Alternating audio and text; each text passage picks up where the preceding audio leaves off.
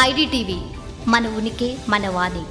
Hi friends, ఎక్కడైనా జైళ్ళల్లో దోషులు ఉంటారు, కానీ మన దేశంలో మాత్రమే నిర్దోషులు ఉంటారు. అవును, మన దేశంలో జైళ్ళల్లో ఇప్పటి వరకు ఉన్నటువంటి ఖైదీల సంఖ్య దాదాపు 5,40,000కు పైపాటే.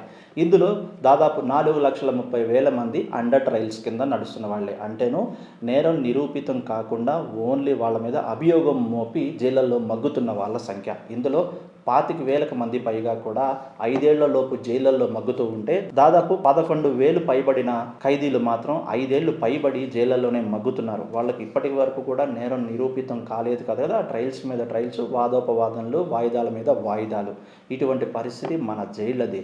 ఇప్పటికైనా న్యాయ వ్యవస్థను సవరణ చేసుకొని మార్పులు చేయకపోతే జైళ్ళల్లో బయట దేశంలో ఉన్న జనాభా కన్నా కూడా జైళ్ళల్లో ఉన్న జనాభాని ఎక్కువైపోతారంటున్నారు నిపుణులు. న్యాయ వ్యవస్థను మార్చుకోవడం, సంస్కరించుకోవడం చేతకాక న్యాయ వ్యవస్థపై ప్రశ్నించినా మాట్లాడినా కూడా నేరంగా భావిస్తూ ఎవరూ కూడా దానిపై దృష్టి సాధించకుండా కొనసాగిస్తున్నారు మన దేశ న్యాయ వ్యవస్థను. తాజాగా ఒక కేసు విషయంలోనూ డార్జిలింగ్ టీ ఎస్టేట్లో పనిచేస్తున్నటువంటి ఒక కార్మికుడు తను హత్య చేశాడన్న అభియోగంతో జైలు పాలయ్యి, కేవలం డాక్టర్ నుంచి రిపోర్ట్స్ రాకుండా, లేకపోతే సరైన సాక్ష్యాలు లభించకో వాయిదాల మీద వాయిదాలు వేసుకుంటూ కూడా దాదాపు 41 ఏళ్ల పాటు జైళ్ళల్లోనే మగ్గిపోయాడు. తన 61 ఏట 2021లో అతను విడుదలయ్యాడు.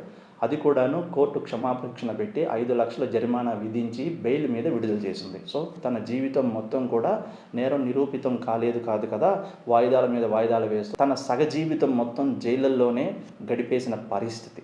అటువంటి న్యాయ వ్యవస్థలు ఉన్నంతకాలము, న్యాయ వ్యవస్థలో సంస్కరణలు జరగనంత కాలము ఇలాంటి టీఎస్ కార్మికుల జీవితాలు ఎన్నో కోకొల్లలో, మనకి వచ్చినవి కొన్ని, తెలిసినవి కొన్ని, మనకి తెలియనివి, తెలియాల్సినవి జైళ్ళల్లో ఇంకా కథలుగా ఆ ఊసల వెనకమాల 4 గోడల మధ్య స్టోరీలుగానే అలాగే కొనసాగుతున్నాయి. ఇప్పటికైనా భారతదేశ న్యాయ వ్యవస్థలో సంస్కరణలు, మార్పులు చేయకపోతే కనుక చెప్పాం కదా, దేశంలో జనాభా కన్నా కూడా జైళ్ళల్లో జనాభా పెరిగిపోవడం ఖాయం.